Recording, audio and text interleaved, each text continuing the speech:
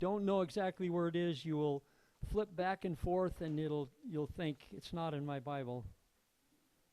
So the book of Ruth, last Sunday we began the series and we looked at some of the characters in the book. There were actually 6 that we were into last week. There is Naomi and Elimelech, and there's Million and Chilion, and then there's Orpah, and there's Ruth. 6 people in the story. And as we moved through the book, we get Elimelech dies, and then Million dies, and then Chilion dies, and Ruth in despair and grief and sorrow, finally she hears from down the grapevine that God has visited his people and there's bread back in Bethlehem. And she says, I'm going back home. And her 2 daughter-in-laws say, we're going to go with you. She says, don't me, God is against me, and you'll be way better if you go back home. And Orpah turns and she goes back to Moab. And it says, but Ruth clung to Naomi, and we looked at that last week. We come to the 2nd chapter of the book of Ruth, and I've entitled this series, the book of Ruth, God's Providential Sovereign Hand. It's the overarching thing in the whole book of Ruth. But I've entitled today's sermon, A Meeting in the Field. A Meeting in the Field. I heard this song some time ago, and I think it's very appropriate for the book of Ruth, and I'm in it, but I'll read it to you. It's written by William Cowper. He's a man that was born in 1731, and he died in 1800, April 25th. He suffered from recurring severe depression. His mother died when he was 6 years old. He wrote some marvelous hymns we still sing today, and he wrote a number of hymns with the great hymn writer John Newton. And so here's a hymn that he wrote.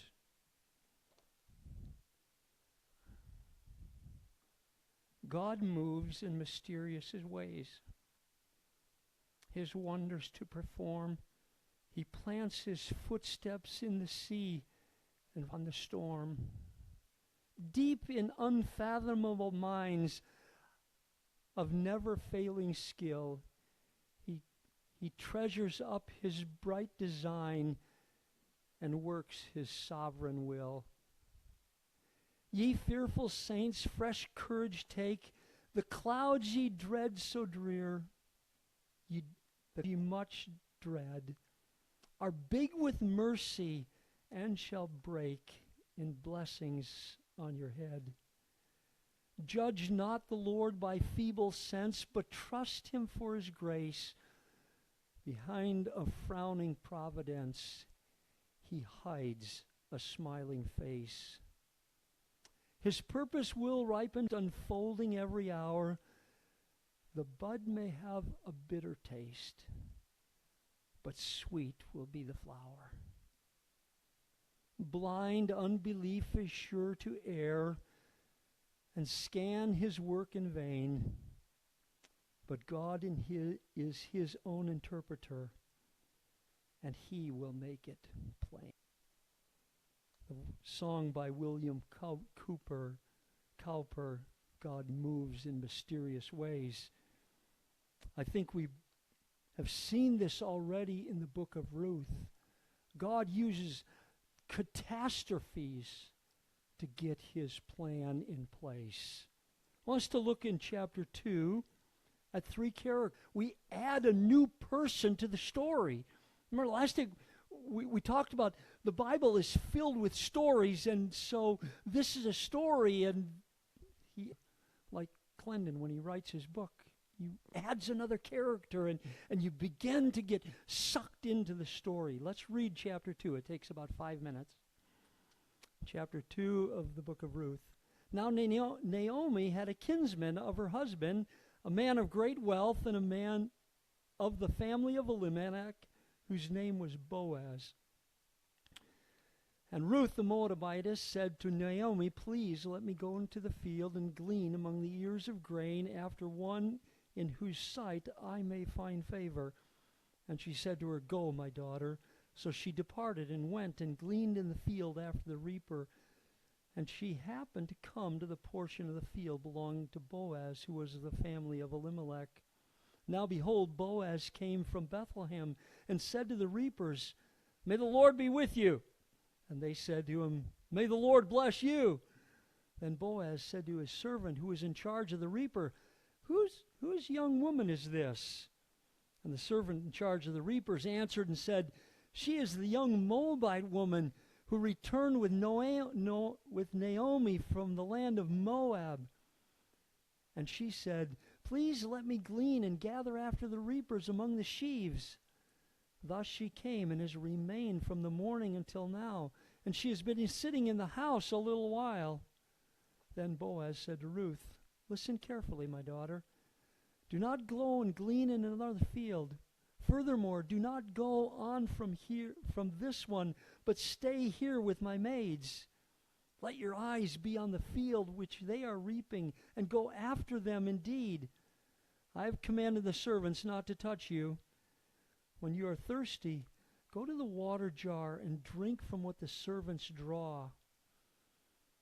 Then she fell on her face, bowing to the ground, and said to him, "Why have I found favor in your sight, that you should take notice of me, since I am a foreigner?" And Boaz answered and said to her, "All that you have done for your mother-in-law after the death of your husband has been fully reported to me. How you left your father and your mother in the land of your birth, and you came to a people that you did not previously know. May the Lord reward you. May in your wage be full from the Lord, the God of Israel, under whose wings you have come to seek refuge."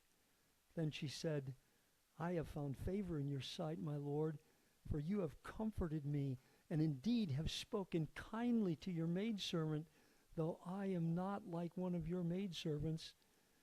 And at the mealtime Boaz said to her, "Come here, that you may eat of the bread, and dip your piece of bread in the vinegar." So she sat beside the reapers, and he served her roasted grain, and she ate and was satisfied, and had some left. When she rose to glean, Boaz commanded his servants, say, "Let her glean, even among the sheaves. Do not insult her. And also you shall purposefully pull out for her some of the grain from the bundles, and leave it that she may glean, and do not rebuke her." So she gleaned in the field until evening, and when she beat out what she had gleaned, it was about an ephah of barley. And she took it up and went into the city, and her mother-in-law saw what she had gleaned. She also took it out and gave Naomi what she had left after she was satisfied. Her mother-in-law then said to her, "Where did you glean today? And where did you work? May he who took notice of you be blessed." So she told her mother-in-law with whom she had worked, and said, the name of the man with whom I work today is Boaz." And Naomi said to her daughter-in-law, "May he be blessed to the Lord, who has not withdrawn his kindness to the living and to the dead."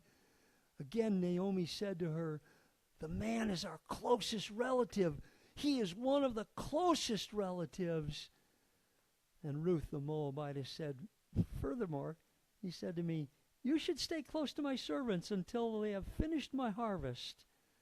Naomi said to Ruth, her daughter-in-law, "It is good, my daughter, that you go out with his maids, lest others fall upon you in another field." So she stayed close to the maids of Boaz in order to glean until the end of the barley harvest and the wheat harvest, and she lived with her mother-in-law. End of the story. What a beautiful story this is of God's providential care for his people. He's taken Ruth and Naomi through the pits of life, death upon death upon death, no children in a land where children are a blessing and a heritage from the Lord, and they feel like they have been abandoned, and now God is doing a new work amongst them. I want us to look at Boaz first. Who's this man that jumps into the scene and everything changes? Everything changes. So let's look at this man, Boaz. His name means strength or valor. And as we move through the story, you're going to see Boaz's strength in a number of different ways. He's an interesting character. He's a close relative. In fact, you'll find in chapter 3 and verse 12, there is one who is a little closer than Boaz. So Boaz is going to need to do some, don't want to say trickery, but he's going to move through this thing so that he can accomplish what God has planned. He's a landowner. He's a great landowner, and he has much wealth. Let's just look at that for a moment. Here's some verses in verse 4, we read that he has reapers. He has people that do his work of harvesting. And he has enough reapers that he has an overseer of the reapers. This is a man who has a business with multiple people working for him. There's men servants. There's not only the reapers and the overseers of that, but as you read through the story, he has those that go and get water for the workers so the workers can keep working. So he has those. And then he has, while the reapers are reaping the grain, he has maidservants that come behind them to pick up some of the scraggling so there is no waste in his field. He's a steward of the things God has given to him. A very interesting man. Next we see about Boaz that he's a godly man.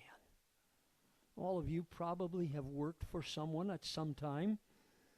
What was a normal greeting when you went to work in the morning? Well, it's about time you're here. And they look, and they're thinking about profit a lot.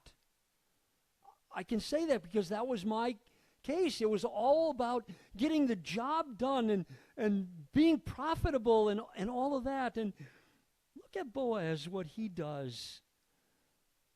In verse 4, Boaz comes to the field, and it says he comes from Bethlehem. So here, let me just give you a picture of Bethlehem. It says that Bethlehem was built on a hillside.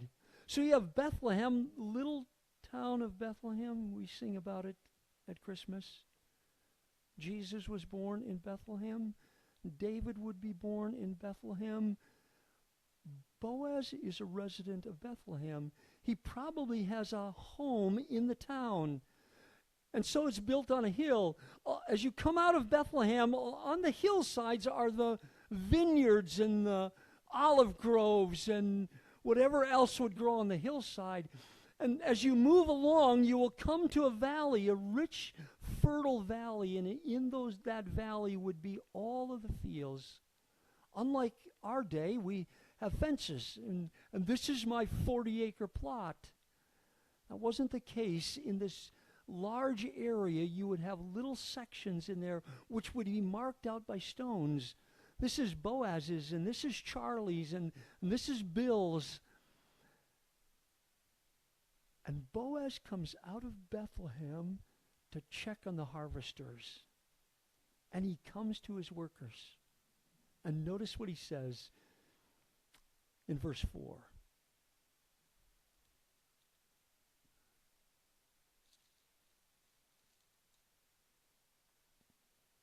May the Lord be with you. May the Lord strengthen you. Where does your strength come from?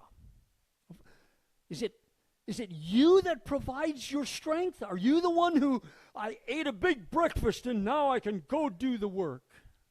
Or who is it that enables you to do what it is that you do? That's a slippery slope to get on if you think that you're the one that does it. Boaz helps his workers recognize, God bless you. God strengthen you for the tasks. There's another interesting thing in this story. In the same verse, notice the response of the workers. A godly man to his servants or his workers, they respond in kind. Not may God strengthen you because he doesn't do the work, at least not all of the work. They just ask God to bless him. May the Lord bless you. This is a godly man. And you go down a little bit farther in verse 12. He speaks to Ruth in verse 12, and he says this, may the Lord reward you. Whose field is she working in? She's working in Boaz's field. And Boaz doesn't say, I'm going to bless you. I'm going to reward you for your work. Boaz says, may God reward you for your work. And then he said, Boaz goes farther and he says, you have come under the wings of our God. This is a godly man who recognizes where things come from. I wonder, Boaz is a kinsman, and he will become the kinsman redeemer. Boaz is a beautiful picture of Christ. He's a man who has wealth. And Jesus, it says, left his throne in heaven and became a man like us. He was rich, but he became poor for your sake and my sake. Boaz pictures Jesus because Boaz was a godly man. He obeyed God, and Jesus the same. When Jesus walked on the earth, Jesus says, I only do my Father's will. I obey his commands. And then compassionate. He's a compassionate man here.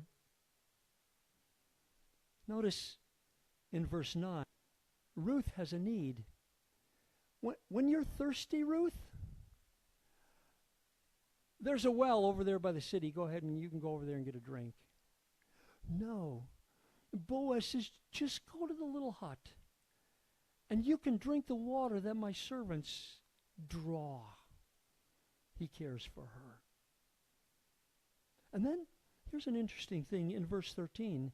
Notice these words about Boaz to Ruth. Ruth said, your kind words have comforted me. In the midst of all of the stuff going on, the harvest, and yet all these people going on, he could hone in on a Moabite woman, and he could speak words of comfort to her. Not only did he bring words of comfort to her, but if you go down a little bit farther in verse 14, they're sitting around they're sitting in this hut, and they're eating the noon meal. And Boaz gets up, and he takes some roasted grain, and it says he goes over and he serves her. A Moabite, an alien, a stranger, one that the Israelites were to have nothing to do with. And he serves her. We come to the New Testament, and you'll remember the story of Jesus at the Last Supper. They're all sitting around the table, and they're wondering who's the greatest among them. And Jesus takes off his outer cloak, and he wraps a towel around him. And he picks up the basin, and he goes and begins to wash the feet of the disciples. Jesus served. Boaz is this beautiful picture of the Christ, the kinsman redeemer. That's Boaz. Right?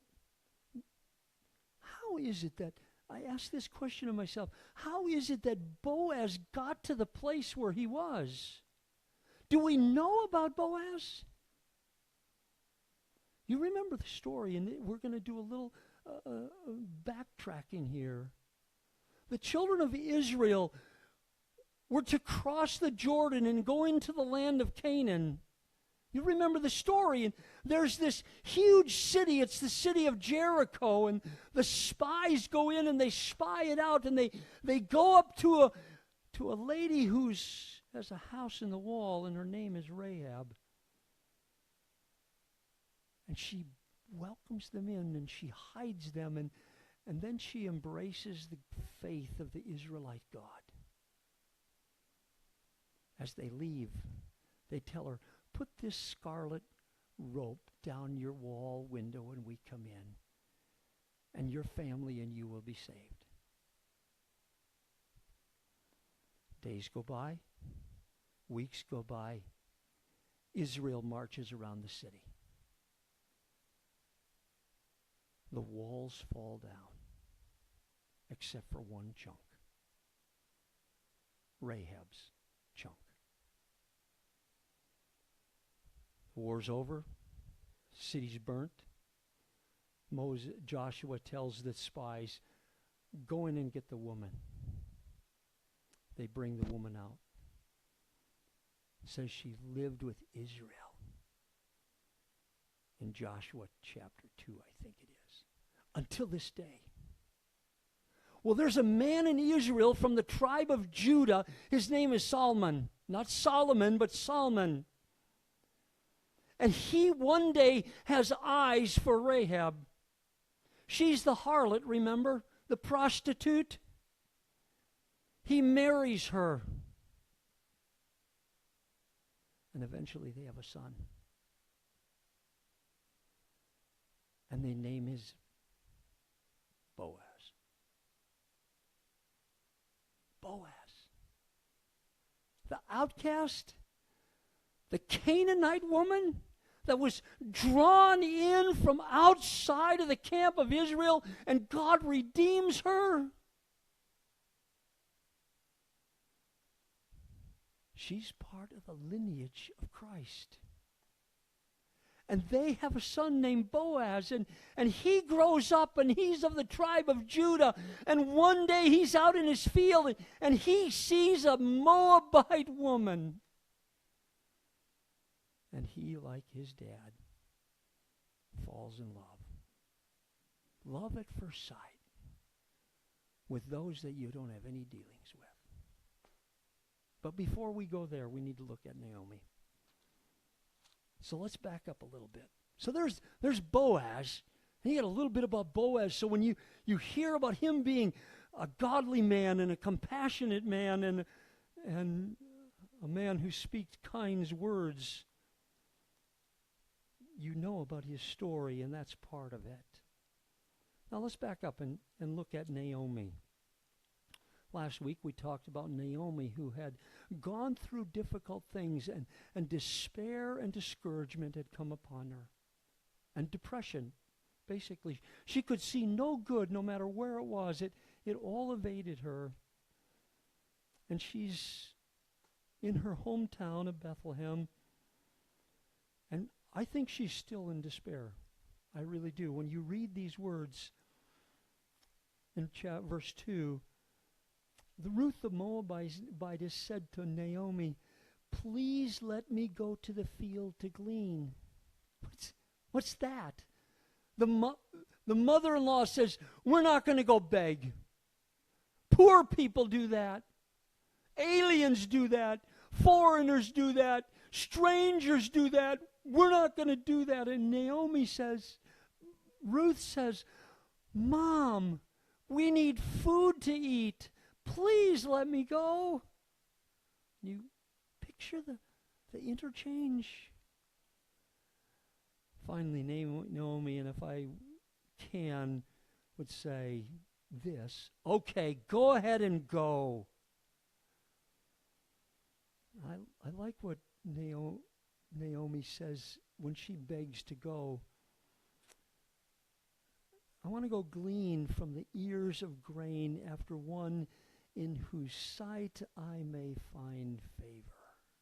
We're going to pick that up later, but we're looking at Naomi, and Naomi can't see hope for anything. Maybe you're there. Maybe life has been hard and difficult, and even though you might want to, you can't see light at the end of the tunnel. But things are about to change for Naomi.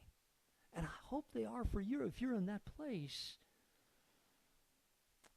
It begins to show up in the end of the chapter, around verse 18. So Ruth has been in the field gleaning, and she's coming home. I want you to do this. This is a bushel of barley. It's 48 pounds. The Bible tells us that's what Ruth gleaned for the day.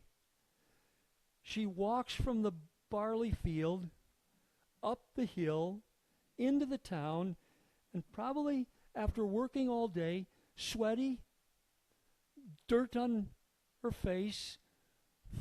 If you've worked with oats or barley, you know what it's like to have the chaff in every place where there's sweat. It gets in your eyes, and it gets in your ears, and it gets inside your clothes, and she looked beheveled.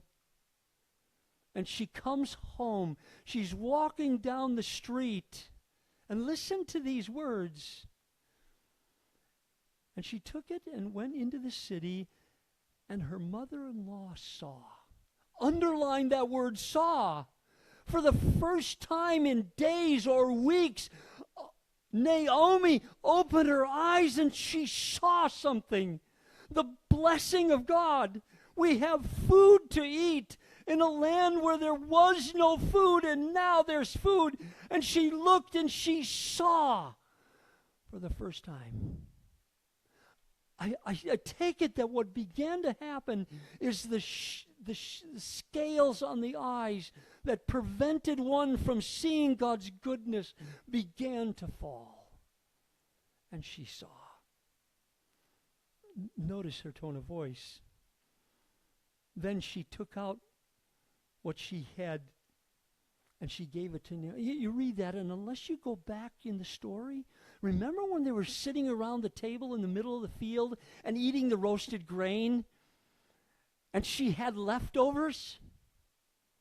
She took that roasted grain and she folded it however she did, and she stuck it in her pocket. And when she got home with a bushel of barley, she set it on the floor.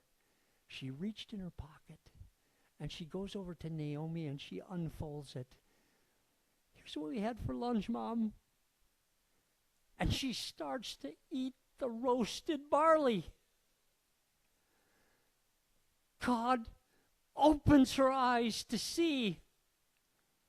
Not only did she see, but I want to say she began to taste the goodness of God. It's one thing to see. It's another thing to taste. It's another thing to experience it in your whole body. I think that's what Naomi did at that place. Notice Naomi's response. Her mother-in-law said to her, "Where did you glean today?" Do you know how uncommon this is, Ruth? You don't get that much grain by gleaning. You get a handful. This is amazing. And then she says this, and this is an interesting thing. May he who took notice of you be blessed. When you're in depression and despair, you can't bless anything. And so God opens her eyes and she's beginning to see, and the first thing that comes out of her mouth is, may that man, whoever he is, be blessed. What a sweet thing. And so she told her mother-in-law with whom she had worked, and she said, "The man with whom I work today, his name is Boaz." Boaz? Well, Boaz! The lights begin to go on. Why? Because there's an Old Testament levirate law, and you remember what that is? That if a woman dies and they have a family member, the requirement of the family member is to take that widowed wife, if she has no children, and to bear children, that name and that family will continue on. And notice his next words. The man is our relative. Boaz begins to have more hope than she could ever imagine. She goes down a little bit farther and says, not only is this man our relative, but he's our closest relative. And then they have some dialogue, and then in verse 22, notice these words. Notice these words. It is good. You ever been in a depressed state? Everything seems difficult, bad, hard. Good is not a word that you use. Bless is not a thing that you do. Naomi's world is beginning to be turned upside down by the God of the universe. And she's beginning to see and she's beginning to taste the goodness of God. Psalm 51:8 says this, "Make me hear joy and gladness. Let the bones which thou hast broken rejoice." There's Naomi. We're gonna quit right there. We'll pick it up there next Sunday as we begin to look at Ruth and her story in this her side of this story. We're going to do communion.